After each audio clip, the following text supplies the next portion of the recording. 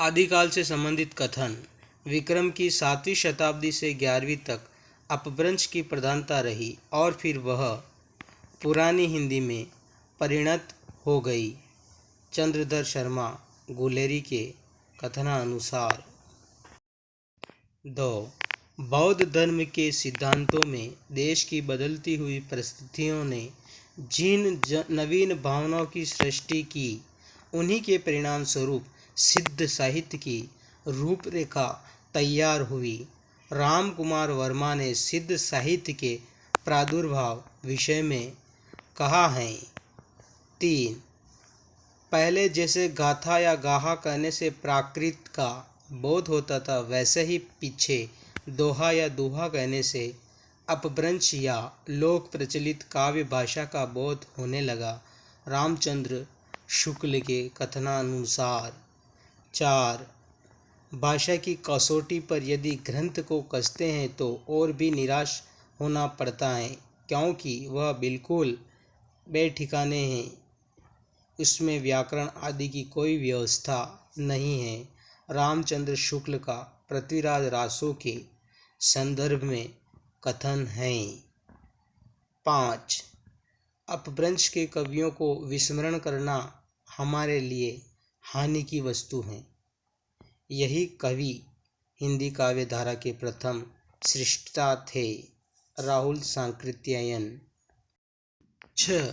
शंकराचार्य के बाद इतना प्रभावशाली और इतना महिमान्वित महापुरुष भारतवर्ष में दूसरा नहीं हुआ।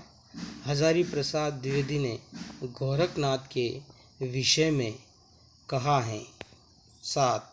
इस ग्रंथ में श्रृंगार की ही प्रधानता है, वीर रस का किंचित आभास मात्र है। रामचंद्र शुक्ल ने बिसलदेव रासो के विषय में कहा है। 8. इस संबंध में इसके अतिरिक्त और कुछ कहने की जगह नहीं है कि यह पूरा ग्रंथ वास्तव में जाली है। रामचंद्र शुक्ल ने पृथ्वीराज रासो के विषय में कहा है।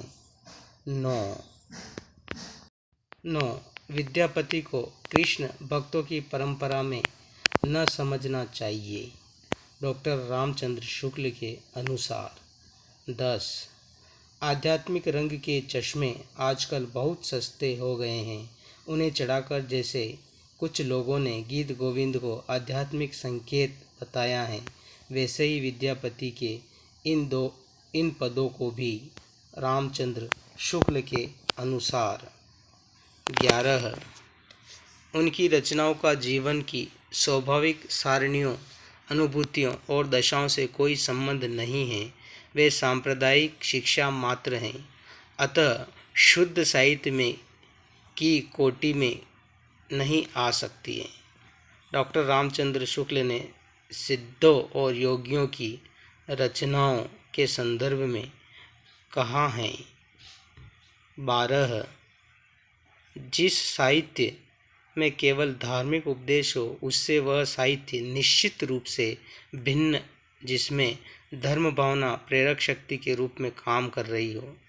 धार्मिक साहित्य होने मात्र से कोई रचना साहित्यिक कोटि से अलग नहीं की जा सकती।